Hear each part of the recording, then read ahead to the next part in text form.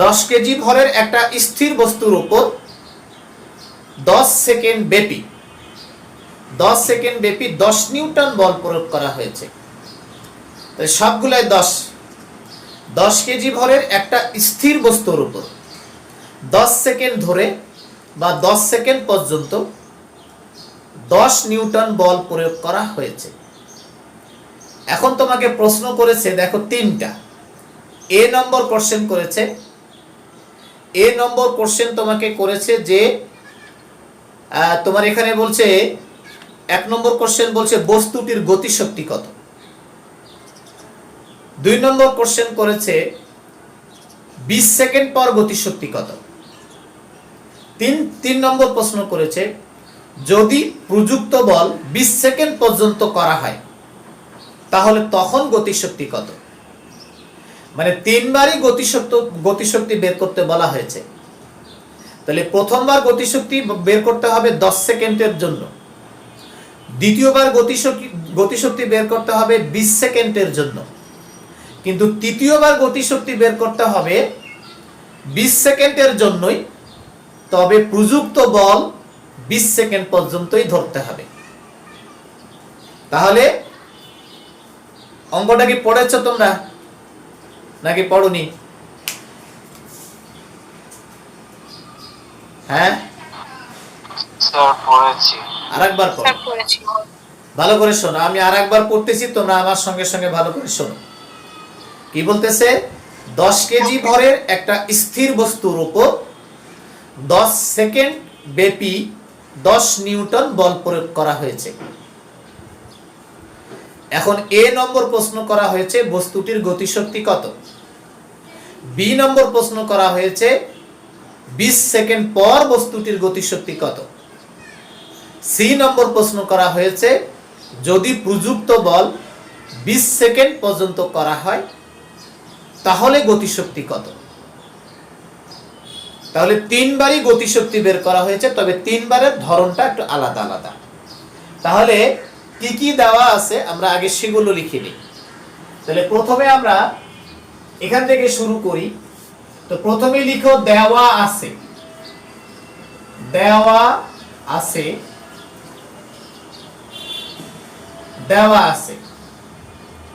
আমাদের বলা আছে যে বস্তুটার ভর হলো 10 কেজি। তাহলে দেওয়া আছে বস্তুর ভর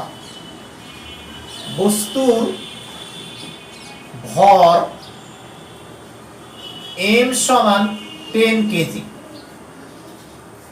আবার বলা ছিল যে এই বস্তুটা স্থির বস্তু, তো না আদিবেগ 0। তাহলে বস্তুর আদিবেগ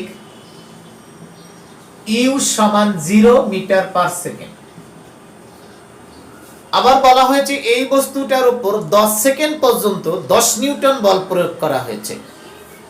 তাহলে সময় t equal to 10 সেকেন্ড। আর এই 10 সেকেন্ডের জন্য প্রযুক্ত বল F সমান 10 নিউটন। 10 নিউটন তো, হ্যাঁ 10 নিউটন। তাহলে এই হলো আমাদের যা যা দেওয়া ছিল তা। আমাদের এখন এ নম্বর কোশ্চেন করেছে 10 সেকেন্ড পর গতিশক্তি আমরা প্রথমে ধরবো ই কে 1 ধরো, ই কে 1 সমান হোয়াট। 10 সেকেন্ড পর গতিশক্তি কত।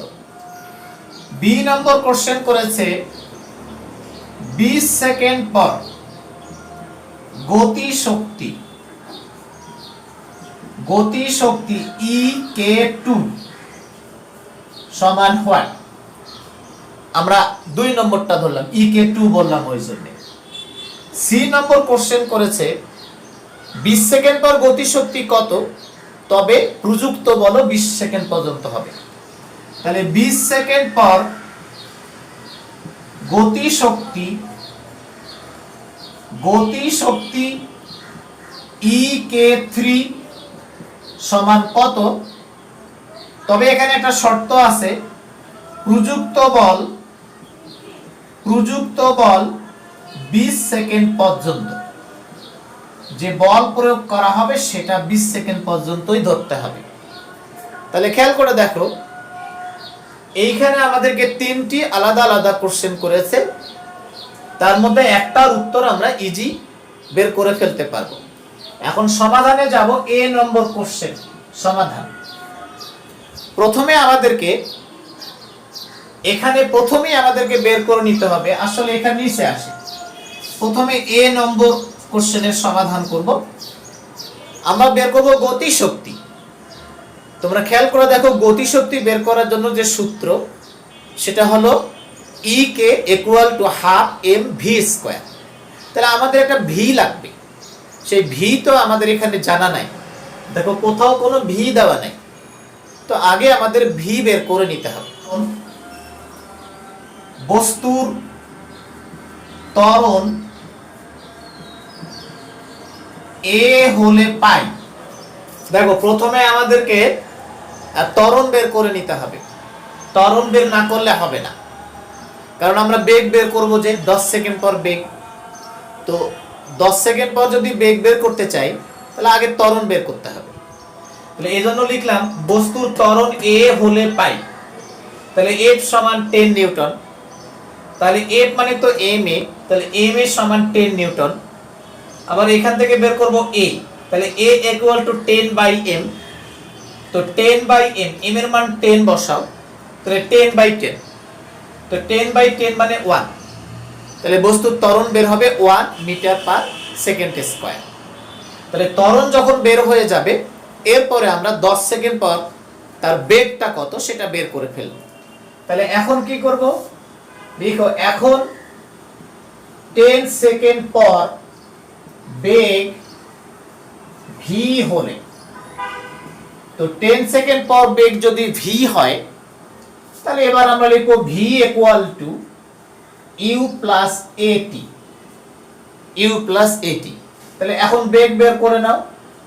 u এর মান 0, a মানে তো এই যে বের করলাম এখনই 1, আর t মানে তো বলাই হচ্ছে বারবার 10 সেকেন্ড, কারণ এটা 10 সেকেন্ড পর বের করতে বলা হয়েছে। এবার আমরা যে বেগ বের করে নিলাম, তাহলে বেগ বের করার পরে এখন আমরা গতিশক্তি বের করব। তাহলে গতিশক্তি, এই গতিশক্তিটাকে আমি ধরেছি E কে 1। কেন, আমাদের প্রথম অঙ্ক, দ্বিতীয় অঙ্ক, তৃতীয় অঙ্ক, 3টে অঙ্ক আছে। তাহলে গতিশক্তি equal to half M V square. প্রথমবার আমরা ভি বের করেছি, তাহলে এবার মানগুলো বসাও। মানগুলো বসাই দিয়ে হাফের জায়গায় হাফ থাকবে, আর এম এর মান কত বলা আছে, এম এর মান 10 কেজি, তাহলে 10। ভি এর মান কত, এই মাত্র বের করলাম, ভি এর মান 10, তাহলে 10 এর উপর স্কয়ার করে দাও। আর যেহেতু আমরা গতিশক্তি বের করছি, শক্তির একক হবে জুল, সেটা গতিশক্তি হোক আর যান্ত্রিক শক্তি হোক আর বিভব শক্তি হোক, শক্তির একক হলো জুল। তাহলে এটা তো মুখে মুখেই করা যাচ্ছে। 10 কে 2 দিয়ে কাটো, তাহলে 5, 10 এর উপর স্কয়ার মানে 100, আর 100 কে 5 দিয়ে গুণন, তাহলে 500 জুল। তাহলে খেয়াল করে দেখো, এখানে প্রথম যে 10 সেকেন্ডের কথা বলেছে, তাহলে 10 সেকেন্ড পর বস্তুটার গতিশক্তি হবে 500 জুল। তাহলে আমাদের এই যে এ নম্বর প্রশ্নের উত্তর হয়ে গেল। দেখো বুঝেছো কিনা। তো এইবার আমাদের 20 সেকেন্ড পর গতিশক্তি বের করতে হবে। তবে খেয়াল করে দেখো, 20 সেকেন্ড পর গতিশক্তি বের করব, কিন্তু বল প্রয়োগ করা হয়েছে কিন্তু 10 সেকেন্ড পর্যন্ত। তার মানে কি, এখানে দুইটা ধাপ। একটা হলো প্রথম 10 সেকেন্ড যেখানে আমরা বল প্রয়োগ করেছি, সেখানে ত্বরণ ছিল 1, এই যে 1 মিটার পার সেকেন্ড স্কয়ার। তাহলে আরো 10 সেকেন্ড, কিন্তু সেই 10 সেকেন্ডে তো বল প্রয়োগ করা হয়নি, অর্থাৎ ত্বরণ নাই। যদি ত্বরণ না থাকে তাহলে তো সমবেগ, সেই সমবেগটা কত, তাহলে প্রথম ধাপের শেষ বেগ, দ্বিতীয় ধাপের সমবেগ, তাহলে সমবেগটা হবে 10। কারণ কি, আমরা প্রথম 10 সেকেন্ড পর একটা বেগ বের করেছি, এই যে। তাহলে প্রথম 10 সেকেন্ড পরে যে বেগ, সেই বেগটা তাহলে দ্বিতীয় 10 সেকেন্ডেরও সমান। প্রথম ধাপ আর দ্বিতীয় ধাপ এই বেগটা একই। তাহলে এখন আমরা বি নম্বর প্রশ্নের উত্তর করব। কিন্তু বি নম্বর প্রশ্নের উত্তর করতে চাইলে আমরা কি করব? আমরা এই যে 10 সেকেন্ড পরে যে বেগটা আমরা পেলাম সেটার হেল্প নেব। সেটার হেল্প নিয়ে আমরা দ্বিতীয় অঙ্কটা করব। তাহলে খেয়াল করে দেখো, এবার আমরা দ্বিতীয় অঙ্ক করব। 20 সেকেন্ড পর গতিশক্তি বের করব। তাহলে এখানে বি এর সমাধান আমরা করতে চাচ্ছি। তাহলে খেয়াল করে দেখো, এখানে প্রথম 10 সেকেন্ড পর বস্তুটি যে বেগ প্রাপ্ত হবে, প্রথম 10 সেকেন্ড পর বস্তুটি যে বেগ প্রাপ্ত হবে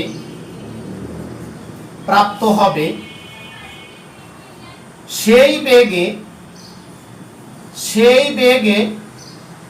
আরো 10 সেকেন্ড চলবে।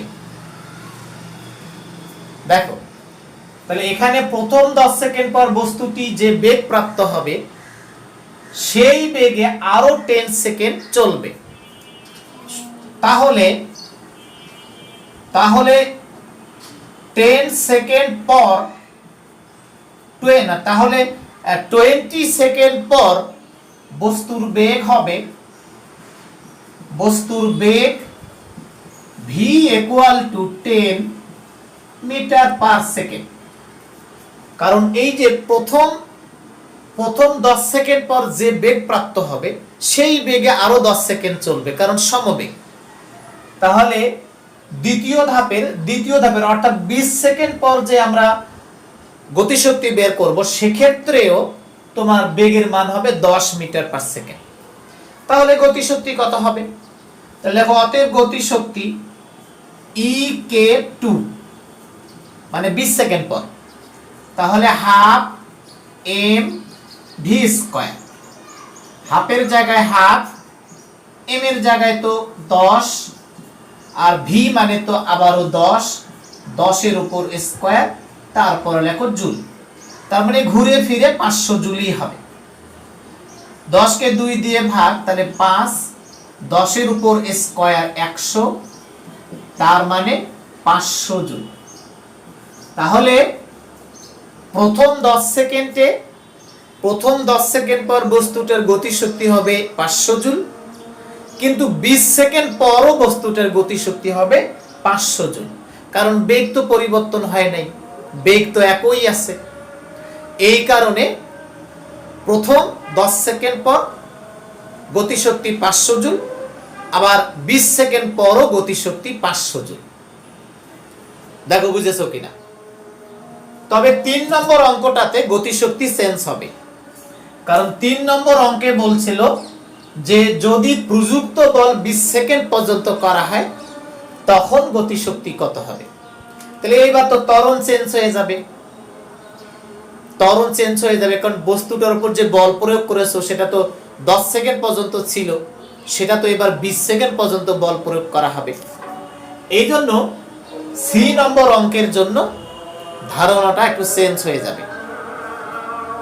দেখো, অঙ্ক বুঝতে পেরেছো কিনা বলো? এটা বের করলেও হয়, না বের করলেও হয়, কারণ তুমি তো 10 সেকেন্ড পরে গতিশক্তি পেয়েছো 500 জুল, আর 20 সেকেন্ড পর গতিশক্তি 500 জুলই থাকবে, কারণ তোমার বেগ পরিবর্তন হয় নাই। হ্যাঁ, এবার আমরা সি নম্বর অঙ্ক করব। খেয়াল করে দেখো, যদি প্রযুক্ত বল 20 সেকেন্ড পর্যন্ত করা হয় তাহলে কিন্তু বেগের মানের পরিবর্তন ঘটবে, বেগ চেঞ্জ হয়ে যাবে। কারণ ত্বরণ তো আমরা বের করেছি 1, কাজে ওই ত্বরণ দিয়ে এখন 20 সেকেন্ড পর একটা বেগ বের করে নিতে হবে। তাহলে প্রথমে সি নম্বর অঙ্ক সমাধান করার জন্য প্রথমে লেখো এ হতে পাই ত্বরণ A equal to 1 metre per second square. এখন সময় 20 সেকেন্ড হলে বেগ, এটাকে ধরো ভি প্রাইম। কেন ভি প্রাইম ধরবো? একবার তো ভি দিয়ে অঙ্ক করেছি, এই জন্য এবার V prime. V prime equal to U plus A T prime. T prime কেন? একবার টি ধরেছি 10 সেকেন্ড, তো আবারও যদি টি ধরি তাহলে তো আবারও 10 সেকেন্ড লিখতে হয়, ওই জন্য নতুন করে ধরলাম টি প্রাইম, মানে এটা 20 সেকেন্ড ধরবো। তাহলে ইউ এর মান 0, এ মান আর টি মানে 20, তাহলে বেগ বের করছো, বেগের একক মিটার পার সেকেন্ড, তাহলে হবে 20 মিটার পার সেকেন্ড। এই দেখো 20 সেকেন্ড পর একটা বেগ বের হয়ে গেল। তাহলে এই বেগ দিয়ে আমরা এবার গতিশক্তি বের করব। তাহলে অতএব গতিশক্তি, তাহলে এখন গতিশক্তি E K 3 half M V prime square, কারণ আমরা গতিশক্তিটাকে এবার 3 নম্বর জন্য এ বি সি, এই জন্য 3 দিয়ে অঙ্ক করব। তাহলে এবার মানগুলো বসাও, বা ই কে 3 হাফ এম এর মান 10 আর ভি প্রাইম এই মাত্র বের করলাম, সেটা হলো 20, তার উপর স্কয়ার হবে শক্তির একক জুল। এখন কাটাকাটি করো, 10 কে 2 দিয়ে কাটো, তাহলে 5 আর 20 এর উপর স্কয়ার হবে 400 জুল। তাহলে 4 গুণন 5, তাহলে 4 5 হয় 20, দুইটা শূন্য, তাহলে আসলে 2000 জুল। তো 2000 জুলও রাখতে পারো, অথবা 2 কিলো জুলও রাখতে পারো, তাহলে 2 কিলো জুল। তাহলে তোমার দুইটা অ্যান্সার আসতেছে, তুমি 2000 জুল লিখতে পারো অথবা 2 কিলো যোগ 105 পৃষ্ঠে মিলে আরো একটা অঙ্ক আছে। 10 কেজি ভরের একটা বস্তুর উপর বল প্রয়োগ করা হয়েছে, ফলে ওই বস্তুটা 80 জুল গতিশক্তি অর্জন করেছে। তাহলে বলছে বেগ কত? একদম সিম্পল ম্যাথ, একদমই সিম্পল। তাহলে 104 পৃষ্ঠার দ্বিতীয় অঙ্ক এটা। বলতো বস্তুটার ভর কত? 10 কেজি। 10 কেজি। বস্তুটার উপর যে বল প্রয়োগ করা হয়েছে সেই বল প্রয়োগের জন্য কত গতিশক্তি অর্জন হয়েছে? 80 জুল। বলছে বেগ কত? একদম সোজা অঙ্ক। দেওয়া আছে বস্তুর ভর, দেওয়া আছে বস্তুর ভর m সমান 10 কেজি, আর এটা যে গতিশক্তি অর্জন করেছে সেই গতিশক্তি আমরা ধরবো ই কে, বলছে 80 জুল। তাহলে বলছে এটার বেগ কত? তাহলে বেগ ভি সমান 1। এটা দ্বিতীয় অঙ্ক, 104 পৃষ্ঠার শেষের অঙ্কটা। তো আমরা কি জানি? এই অঙ্ক কিন্তু তোমরা নিজেরাই পারো, তারপরও আমি করে দিচ্ছি, তাড়াতাড়ি হোক। আমরা জানি এই যে গতি শক্তি দেওয়া আছে ই কে, এটা দেওয়া আছে 80 জুল, তাহলে 80 লিখলাম। দেওয়া আছে গতি শক্তি ই কে ইকুয়াল টু 80। এখন এককটা লিখলাম না, বা ই কে মানে তো half M V square equal to 80। এখন উভয় পক্ষকে 2 দিয়ে গুণ করো, তাহলে কি হয়? এই 2টা ওইদিকে যাবে, তাহলে M V square equal to 80 into 2। তাহলে এবার আমরা ভি স্কয়ার বের করব, তাহলে ভি স্কয়ার ইকুয়াল টু, এটা হলো 160 আর এমটা নিচে যাবে এম, তাহলে V square equal to 160 by M, M এর মান 10, তাহলে 10, তাহলে ভি স্কয়ার ইকুয়াল টু শুধুমাত্র 60। ঠিক আছে? তাহলে বা V equal to root over 60, তাহলে এখানে উত্তর আসবে প্লাস মাইনাস 4। অতএব ভি এর মান হলো 4 মিটার পার সেকেন্ড অথবা -4 মিটার পার সেকেন্ড, দুটাই হবে। কারণ বস্তুর বেগ ঋণাত্মক হতে পারে, তবে বস্তুর গতিশক্তি কখনো ঋণাত্মক হবে না, ধনাত্মক হবে। এখানে অ্যান্সার আমরা নেব বস্তুটার বেগ +4 মিটার পার সেকেন্ড অথবা -4 মিটার পার সেকেন্ড। তাহলে অ্যান্সার লিখে দাও অতএব বস্তুর বেগ +4 মিটার পার সেকেন্ড অথবা -4 মিটার পার সেকেন্ড। এখন তোমাদের যদি প্রশ্ন জাগে যে আমি -4 কেন নেব, তুমি এই যে 16 এর রুট ওভার করে দেখো। 16 এর রুট ওভার তো +4 -4 দুটাই আসবে। আর আমি কেন দুটাই নিলাম, কারণ তুমি গতিশক্তি যাচাই করো না, এই যে শুদ্ধি পরীক্ষা করো, শুদ্ধি পরীক্ষা করে দেখো যে গতিশক্তি বেগ কত হয়।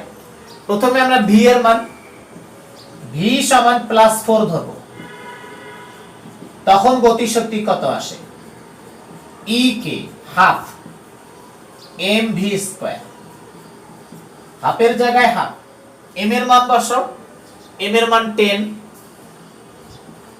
v এর মান বসাও, v এর মান +4, তাহলে 4 এর উপর স্কয়ার এত জুল। 10 কে 2 দিয়ে কাটো তাহলে 5, 4 এর উপর স্কয়ার মানে 16, আর 5 গুণন 16 তাহলে 5 16 হয় 80, তাহলে প্রথমবার 80 জুল। যে শুদ্ধি পরীক্ষা করলাম তাহলে আমার এটা ওকে, ঠিক আছে। কিন্তু আমি যদি এখন আবার